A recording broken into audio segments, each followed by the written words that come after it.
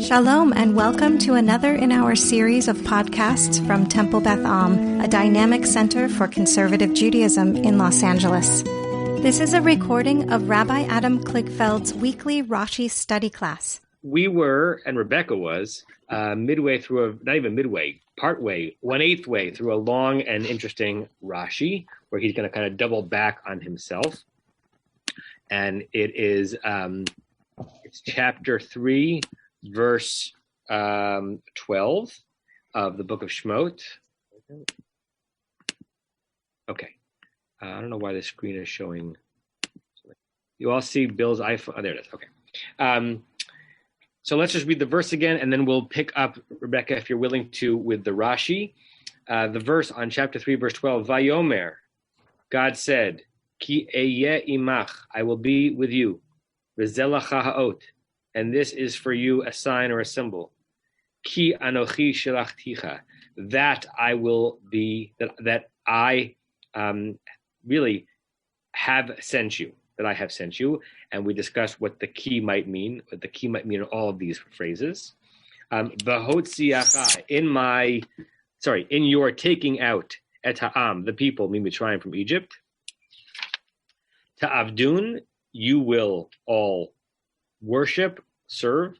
Et Elohim, God, God's referring to God's self in the third person, in the third God, as it were. Al hahar hazeh, on this mountain. So we won't go backwards into the pshat, even though we could spend a long time on the pshat. We had started the Rashi, and I think the only thing we said in the Rashi was that Rashi's laying out or graphing this verse onto the previous verse. And remember that Rashi's read of the previous verse, which is not the most obvious read of the previous verse, is that Moshe had asked two specific questions of God. The first question was, Mi anochi, who am I? Keilech el Paro, that I should go to Pharaoh. And the second was, V'chi otzi et bnei Yisrael min Mitzrayim, which is a way of saying, who are they?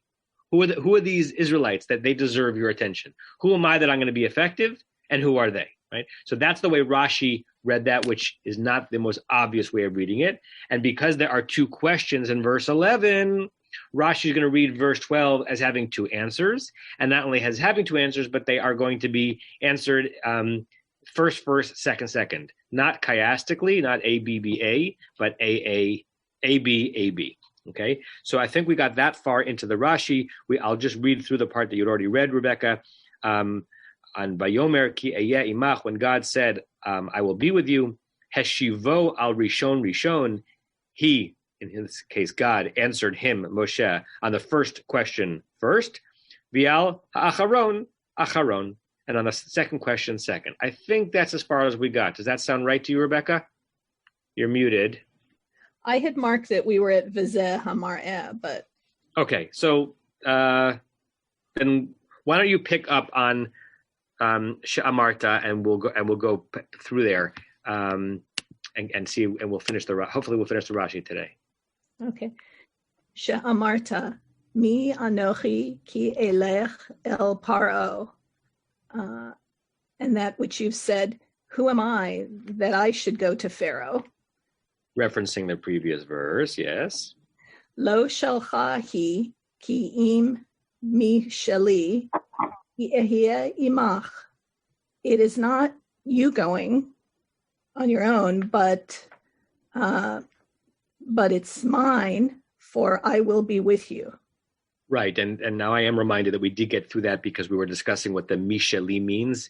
Right, it's interesting that that Rashi has God speaking about ownership of something, and so the question is ownership of what?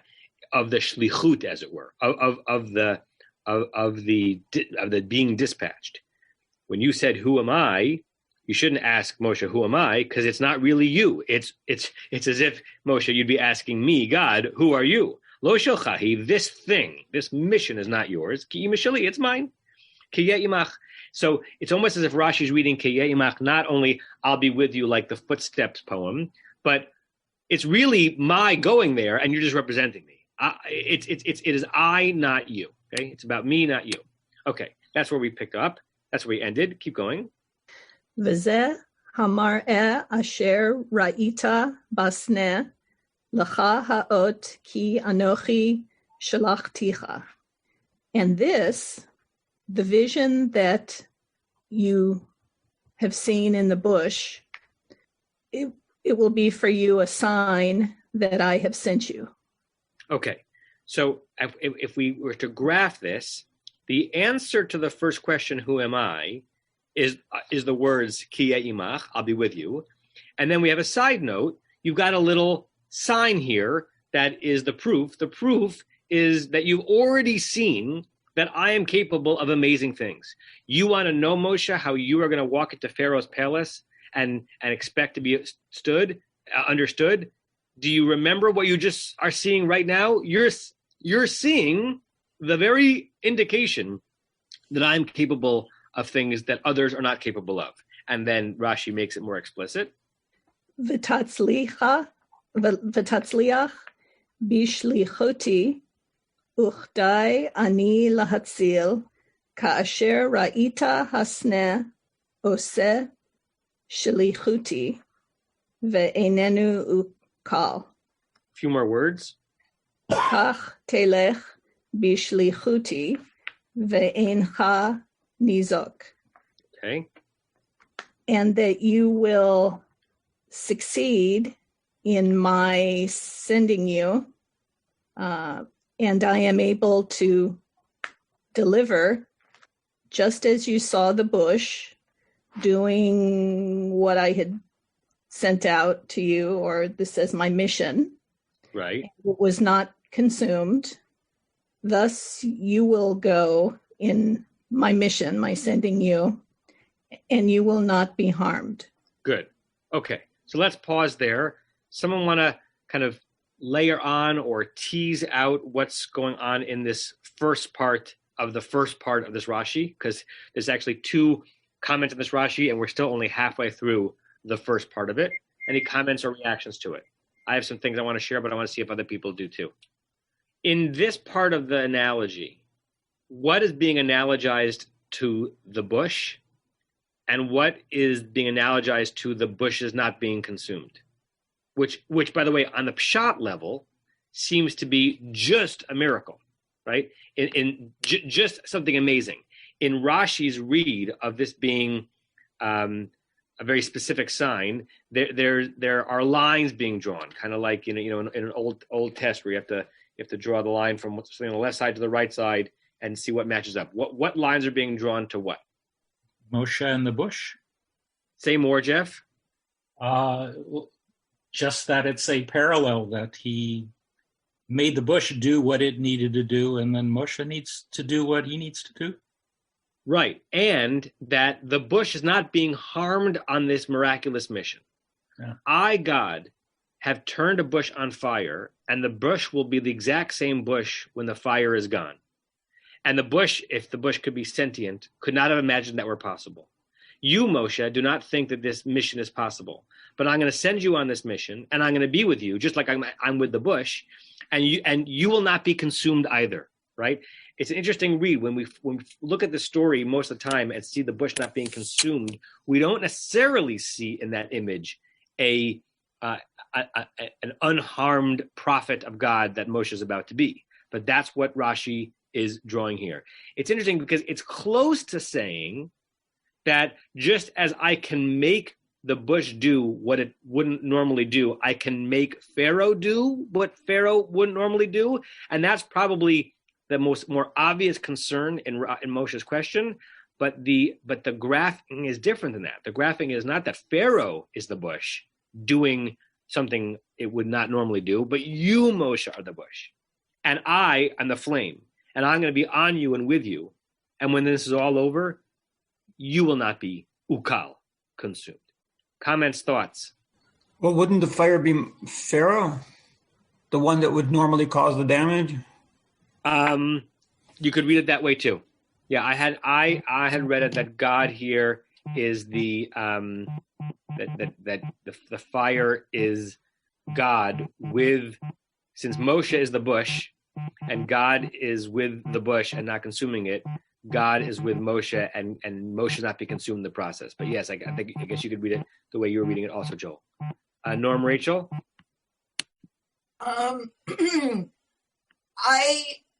I am not comfortable with the explanation that Moses was not consumed in the experience. I think that the rest of the Torah shows us that he was. That was what he did for the rest of his life. Yeah, interesting. Right. So it's interesting that Rashi uses not the eincha ukal, but eincha nizok, right? Not that you'll not be consumed, but you won't be harmed. Yes, Moshe is certainly used up. His life is used up in this mission. But I guess the more plain reading is that by standing in front of Pharaoh, you're not endangering yourself. Yeah. Thank you for that. Barry? Well, I'm just thinking of the analogy with the story of Daniel in the fire pit.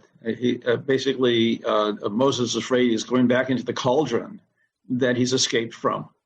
And don't be afraid, you're going to go back to this cauldron, but there'll be no harm to you. Great. That's another good association.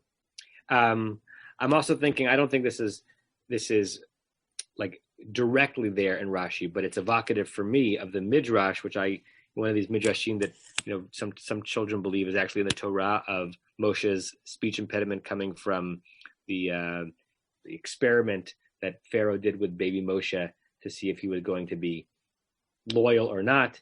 Is he going to reach for the diamonds, which means he's after Pharaoh's riches, or is he going to reach for the coal? He's about to reach for the diamonds. God moves his hand. He reaches for the coal. He puts the coal to his lips, and therefore he has a speech impediment. So that in the Midrashic material, which Rashi is clearly aware of, even though he doesn't really go there so much, there's this notion of Moshe being in Pharaoh's presence and being injured by heat. And here, Rashi is analogizing Moshe to a sneh not being injured by heat, likened to Moshe being in Pharaoh's presence and also not being injured then. So I don't think that Rashi is directly relating to that Midrash, but it's playfully a part of it. Okay, good. Any more questions on this? All right, Rebecca. So that was on the Rishon. So that's the first question. Who am I? Forget about who am I. It's who am I, Moshe, God says. And if you're nervous that I can't follow up on that, just remind yourself what you're looking at right now. And part B. V'shesha'alta ma zechut yesh leYisrael sheyetzu mimitzrayim. And you asked, what merit is there to Israel that they shall go forth from Egypt? Which was Rashi's read of the phrase "V'chi otzi et bnei Yisrael mimitzrayim," almost as a rhetorical question. Should I really bring the Israelites out of Egypt? Which, one more time, is not the plainest way of reading the previous verse. The plainest way of reading the verse is a straight through. Who am I that I should go to Pharaoh and take them out of Egypt? Rashi says, no, who am I and who are they? So on that second question.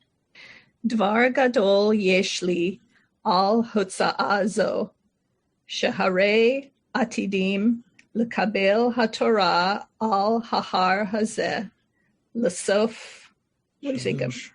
Shalosh chodashim sheyetzu mimitzrayim. Okay, period. Okay. Yeah. All right. A great thing I have regarding this going forth, for they are destined. Good. I love that way of reading it. To receive the Torah on this mountain at the end of 3 months, when they will go forth from Egypt. Great. I love the use of destined. Remember that in Hebrew, atid, the word future is understood really less to be a noun and more as a adjective that matches the noun it's modifying. So, or like a gerund. They are futuring, they are destined to receive Torah on this mountain after 3 months when they leave Egypt. So I see Ilan's hand is up. I want to hear his question. While Ilan is talking, I want to ask you, almost like Jeopardy, in what way is this an answer to the question that we're supposing Rashi is asking? And we're supposing Rashi is asking that Moshe is asking, who are they? And so how is this an answer to who are they such that they deserve my rescue? Ilan and then Joel? Yeah, that was exactly my issue, which is Rashi asked the question, he doesn't, his answer is actually not an answer to that question. And I would argue that, to me, his answer is actually disturbing, and this is why. Instead of God saying, they merit this because they are my people and they deserve to be free, it's all about God, right? And that's disturbing. Great. So in order to make sense of Rashi's answer as an answer, you have to read that the merit, the worth of their rescue is not because of the suffering they're experiencing now, but the fealty they'll show to me in the future. Now, on some level, it makes sense, like on a macro story, right? If the Torah and Rashi is trying to introduce us to this relationship, right? God's only interested in taking them out if we're gonna have a future together, right? Otherwise, God will pick another people, right? But it particularly since the lead up to this is God saying, "I've heard their cries, I've heard their distress." That's not the answer to who are they. The answer, who are they, is, they're going to make a promise to me. They're going to accept my conditions. They're going to stand under a chuppah with me. That's why they deserve to come out. So now, whether one is disturbed by that, as Elon is, or one is moved by that, it's a very interesting way of asking the question, or answering the question, who are they? Who are they? They're going to show you, Moshe, who they are. And parentheses, what's fascinating about that is that, going back to what Rachel said, is they don't show that so well. And Moshe experiences it. In fact, Moshe has to convince God at the golden calf that they're still worthy of the relationship having been removed. And Rashi, of course, is aware of that. So it's setting up this notion that God is stretching God's self, as it were. Perhaps God is limitless, but God is stretching God's self on behalf of a people that God knows are going to say, "I do," under the chuppah. But they don't. If the answer to if the question was, who are they? And the answer to that was, they are the people who are going to receive my Torah on the mountain, I would actually be comfortable with that. I don't have a problem with that as the answer to who are they. I have a problem to that as the answer, what merit does Israel possess? Why do they merit it? Because that is not answering. I have more of a problem with Rashi's interpretation than I do with what you just articulated. Yeah, got it, Elon. I love that you're representing Smithtown East. I saw Joel, and then Larry, Diane, and then Rick. Well, first let me respond to Elon. I mean, if somebody says, why are they worth saving? And God says, I have big plans for them. They're going to do great things. That wouldn't be a proper response for a person, maybe, because they don't see the future. But an omnipresent God may be able to say, don't worry, Moshe, they're going to do great things. I don't know. I would argue that's my constant battle with God is, and I've used this phrase before, is God is mafia don, meaning that God is not, it's like, hey, they're going to come out, they're going to do right by me. And it's a troubling concept. I'm going to protect them because they're going to do right by me. I'm going to make them an offer they can't refuse, right? Correct. And remember, if we take a biblical scholarship approach to this, which we weave into our traditional scholarship, a lot of scholars read the relationship between God and the Jewish people as, a version of ancient vassal treaties where a less powerful entity has to commit a certain amount of loyalty and fealty to a more powerful entity to be protected. And that the more powerful entity, God, is looking for vassals to extract dues from, and then be able to claim that they've got all these contracts out there, right? It's a somewhat cynical and probably maybe somewhat historically accurate view of how all this came into be with this divine creature. It doesn't jive with the romance, as it were, of a God who cries in heaven as the Israelites are suffering under burdens, and God is going to swoop down and say, "I've got you." And both are part of the Jewish, of the Israelite relationship with God and our narrative of that relationship. Larry, Diane, did you lower your hand? That wasn't my comment. Oh, sorry. Go ahead, Joel. I was going to bring back the comment I made a few weeks ago when we talked about the earlier Rashi, when he says, Mazachu Yisrael. And I suggested that maybe it doesn't mean how have they merited, but rather what have they gained if we take them out into the desert. And it's Rashi makes it a lot harder to interpret it that way when he changes it to mazachut yesh l'Israel. That's almost impossible to translate that way. But the answer makes perfect sense. So we take him out into the desert, and then what? How have they improved from being slaves to being out in the desert? And God says, don't worry. Once we get to the desert, that's when their reward's going to be. They'll be better off. Don't worry. Thank you for resurrecting that alternate read of zachu and zechut, and the ambiguity of that word as we render it in English makes that possible, right? Merit and deserve merit versus earn, or what they're gonna get.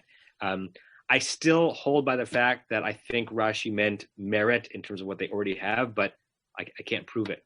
And zechut sharpens that, right? Zechut even more means like having the merit in order to do something, as opposed to like getting a prize. But I think we could play with both of those simultaneously. Rick, Tova, and I assume Larry and Diane, you're lowering your hand. Question on the end of the Rashi. Why throw in the 3 months there? I mean, first of all, it's nice. I don't think I've ever seen it like that the whole Exodus, the plagues and everything, getting back to Sinai took 3 months. So I'm going to look up it's Exodus Rabbah, yeah. But why does Rashi throw it in there? How does that help the explanation? Why Rashi throws it in there, I don't know. Interesting. One of the super commentaries on Rashi asks a version of that question, which is, but it wasn't 3 months. It was 49 days, right? 49 days? Right. That's, from Pesach to Shavuot, right? Right. So the answer in the super commentary is it was the third month, Nisan, Iyar, Sivan, right? And even the Torah says, Vayhi b'chodesh hashlishi, in the third, as it were, calendar month since they left, which is not after 3 months. So that doesn't answer why Rashi puts it in. You're right. It doesn't seem particularly... And he would have written Gimel Chodesh, Nachodashim, plural, right? Right. It doesn't answer it perfectly, nor does it answer your prime question as to why is it there. You'll see when we get to chapter 19 of the book of Shemot that the notion of 3 months is present, but that does not mean that 90 days have transpired, but the third lunar month, right? They left middle of Nisan, full moon, right? And Torah is given, according to tradition, on the 6th and 7th day of Sivan. So they are in the third lunar cycle, even though they haven't lived through 3 full months yet. And why would that be important to Moses? There's no good question. I don't remember. Yeah. Right. Rashi could have said, Sharei atidim lekabel haTorah al hahar hazeh. Hazeh, period. Yeah. Anyway. Question. I don't know. I'm open to others theorizing on that. My book has a... What'd you say? Can't hear you, Renee.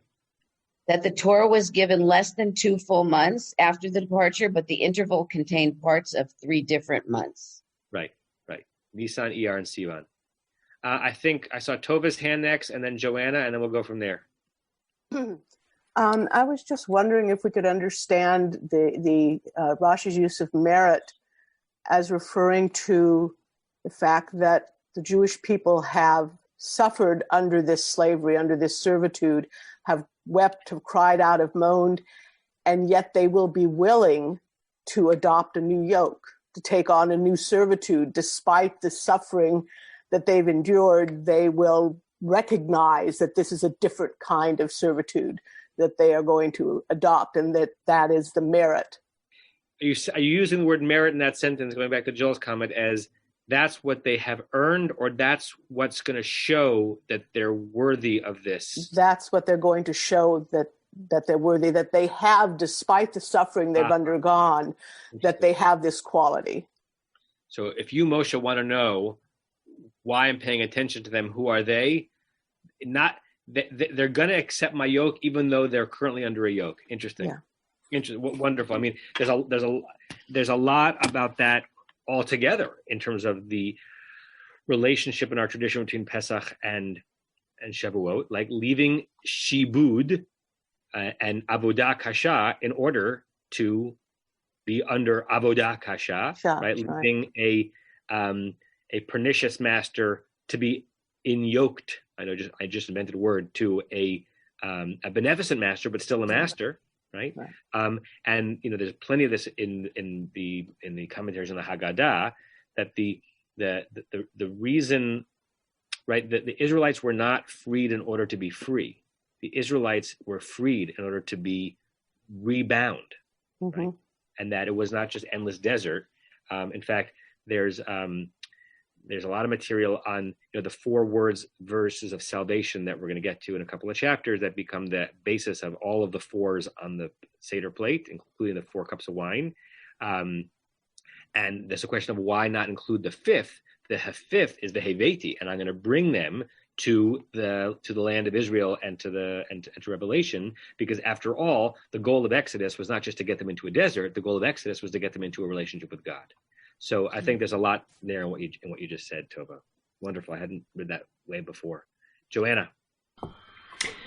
This whole discussion of, earned versus merit and the use of the word zechut. I think this would work much better if Rashi had explicitly referenced this, but I'm wondering if there is like an implied throwback here to zechut avot and the promises made to our ancestors, and a sense of, and maybe a continuing link from that in the way that your ancestors have proved themselves, and God saying that God had made a promise to our ancestors, the fulfillment and continuing merit of that. And perhaps it's like one and both at the same time, from the past and now into the future. Yeah.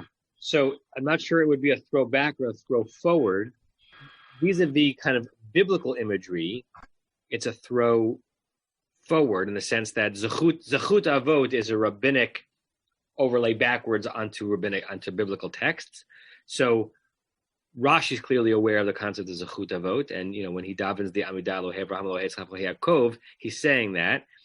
You're wondering whether or not Rashi is kind of imputing that into this verse, that the conversation between God and Moshe about the Israelites' zechut is in situ in that spot, somehow evoking the zechut of the ancestors. I don't know if it is in terms of the word. I'm not sure if the word zechut is playing out here. And it's interesting, going back to, I guess, at this point now, Elon's question, the answer to me, who are they that I should bring out of Egypt, is interestingly not that they are my people and that they are the descendants of Avraham, Yitzchak, and Yaakov, right? It's neither that because they're suffering and I'm a God who sees suffering, nor is it because they are the descendants of the people that I initiate a relationship with. It's because I have a sense I have a future with them. That's a particular read of Rashi. So there could have been an opportunity here for the text itself, and certainly for Rashi, to say, why them? I love them.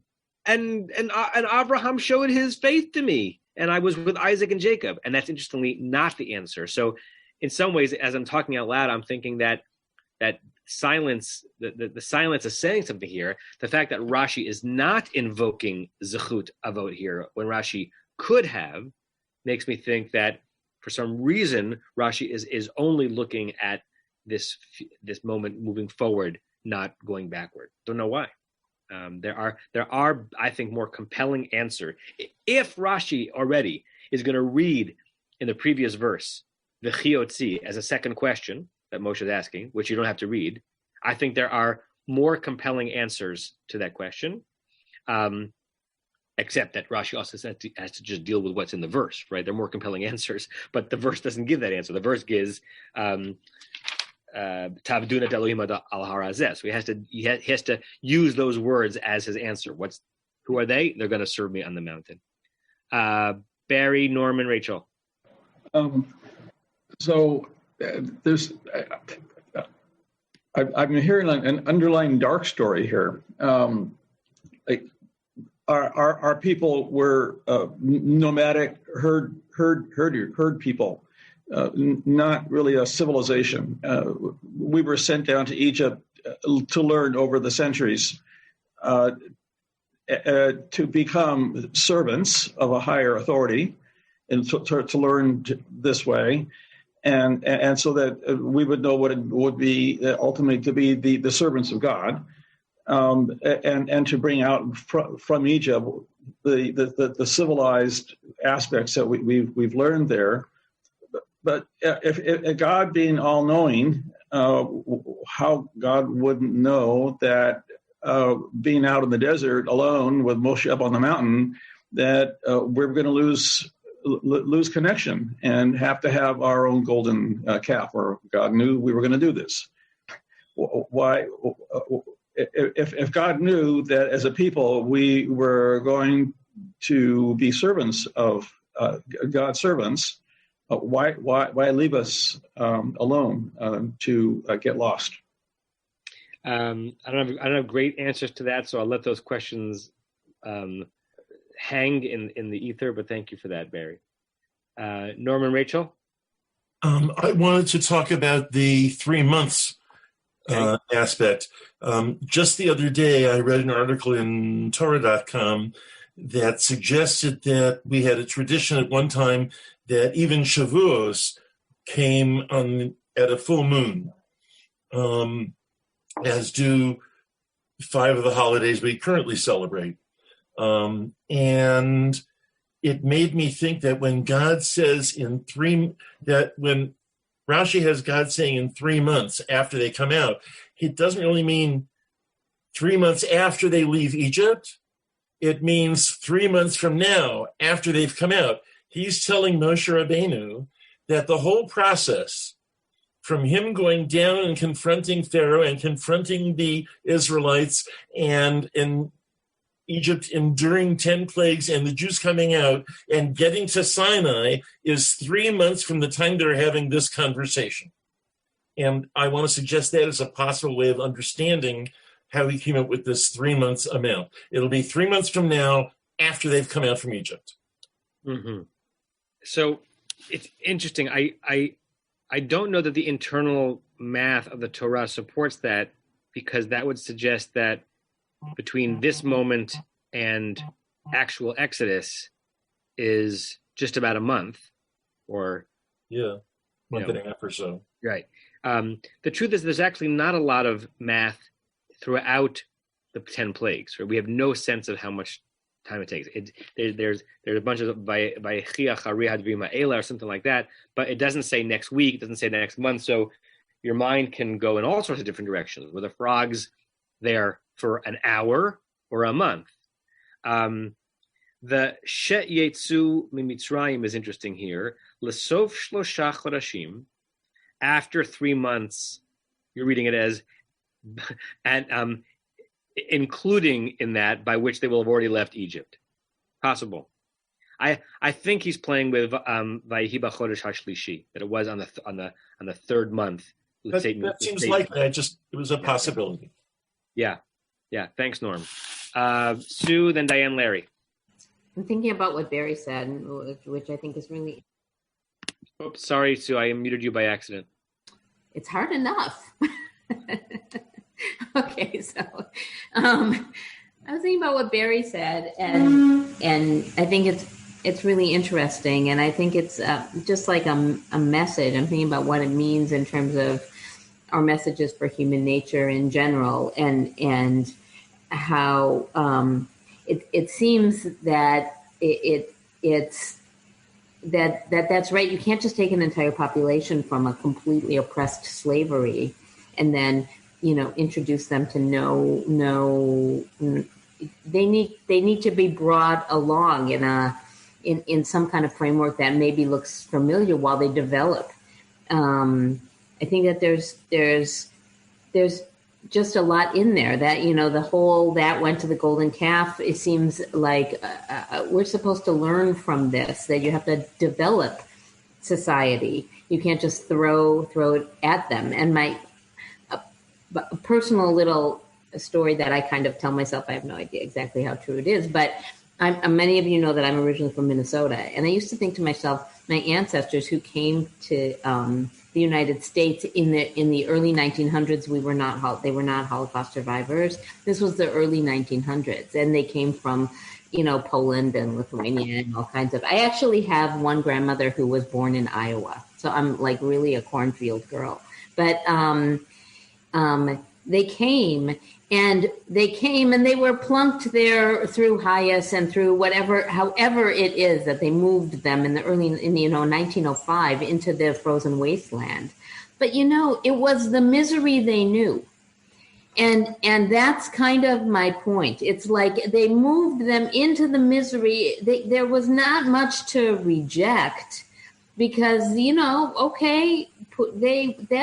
was, those winters are not for the faint of heart. But that's sort of how they knew how to live. And I think that helped acclimate and acculturate a whole society. That's my thought. Another comment that I just wanted to just leave there. A lot to chew on. Thank you for that, Sue. If I could just comment back to that, I'm somewhat disappointed in God's miscalculation of human nature. God, the all-knowing, the creator, miscalculates human nature. Say why? What? Say more about that. Well, I'm just picking up on what Susan was just saying. Brings us out, drops us, and doesn't know that we're going to be lost.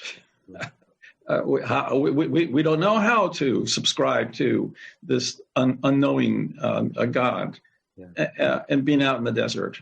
And what are we going to do? We're going to go back to what we knew before we came out there. God either knew we were going to do this, or is God's capable of misunderstanding the creatures that He's created? Right. Great comment. Clearly, the Torah's version of God is that God is both simultaneously omniscient and deluded, and overly hopeful and misguided, and planning, at least in this Rashi comment, an entire salvation in Exodus on the premise that these people will be entirely grateful and dutiful, which is, as you know, not what happened. I mean, the Midrash rhapsodizes that mountain as a chuppah, but as someone already mentioned in the comments, there's another Midrash that rhapsodizes the mountain, betachtit hahar, underneath the mountain, as God threatening as a mafia god. If you don't accept it, I'm going to drop it on you, because that's the whole reason I brought you out of here, you people. Right? So the Midrash and the rabbinic tradition that is living with the aftermath of the story and the text is trying to figure out, so what is the basic nature of this relationship? And Rashi, at least in this moment, Rashi is not consistent with everything, is doubling down on the notion that the basis of the relationship is the Israelites people accepting Torah and the restrictions therein. Larry, Diane, and then Joanna, and then I think we're going to have to end. If you came in late, I have a funeral today, and I have to end this at about 9:15. So an even darker reading would say that, in fact, slavery itself was a test. Was God testing the Israelites to see if they were prepared to accept a yoke? Mm-hmm. And they passed the test. Wow. I mean, that's a very dark reading of it. But yeah. Larry also wants to say something. So. Please. Real briefly, I agree with Norma. I can't support it. There's brackets around the words "sheyitzu mimitzrayim," so they were added later to make it clear that you're reading, Rabbi, that it was about 3 months and the third month and not 3 months. So it seems to me that there's a possibility that Rashi had some sort of chronology that we don't have. And I quickly went ahead, and like you said, I can't find any time markers whatsoever. It's conceivable that the entire story takes place within 3 months. Yeah. I also simply want to say, kol hakavod to Ilan. I lowered my hand because Elon basically said everything I wanted to say. And finally, that bit that you sent the link to last week, Leslie Nielsen, I'm a locksmith and I'm a locksmith. It was great, But the following clip that came on automatically, at least on my screen, where it was a scene, I won't describe the whole thing, where they were talking at cross purposes, the cops, was also very applicable to this verse and to the fact that I think that Rashi, to some extent, that God and Moses are talking at cross purposes. So I don't know what algorithm determines what one sees next, if that's specific to the link you're watching or your own computer. But if you can find that second link again, send it to me. I had just, by coincidence, I've been reading today out of a different volume, not the Torah Chaim. So I'd forgotten that the word Sheyatzu Mitzrayim is not in the earliest printing, where we have that footnote 87, Leita B'Tfus Rishon. The 3 months is, but not the 3 months vis-a-vis their having left Egypt. So there's more to be said on that. Joanne, I'm going to give you the last comment on the day, and then I got to run. So just very quickly, one Rashi that very few that I happen to know is if you look ahead at Rashi on 7:25, which is the end of the first plague, where it tells us the first plague was 7 days. Rashi proposes there, so too with each plague was a quarter of a month, or let's say approximately a week. So therefore, that while I'm very intrigued by your timeline, Norm, it's not clear how Rashi comes up with that math. I think it's based on some midrashim, but that math would not work with Rashi's own math later on. So great. Let's try to remember that when we get to the 7th chapter of Exodus in the year 2029. I think this is, like, we've gone at a slow pace before, but I think this will be the first time that I can remember that we will have stretched a single Rashi comment over 3 classes, because we're not even halfway through the Rashi. So when we get to next week, and I know today was artificially shortened because of my funeral, but when we get to next week, Rebecca, I think we'll relieve you of your duties so that we can bring someone else into the reading, and we'll finally get to the end of Rashi's first half of this comment, and then he has a Davar Acher, another thing, and the challenge on the Davar Acher will be what is new, what is significantly new about a Davar, the next thing Rashi's offering. Usually when Rashi offers a Davar Acher in his own comment, his second comment is like a wildly different read than the first one, right? Sometimes he does a version of, this is the simple reading, but here's a midrashic understanding. When he does a davar acher, it's usually entirely new, and I'm setting this up to let you know that the davar acher that's coming is not entirely new compared to what he just said, and we'll have to figure out what is subtly different about these 2 comments. You have been listening to another in our series of podcasts from Temple Beth Am, a dynamic center for conservative Judaism in Los Angeles. If you enjoy these podcasts, we invite you to write a review on the Apple Podcast site or wherever you get your podcasts. For more information about Temple Beth Am Los Angeles, go to tbala.org.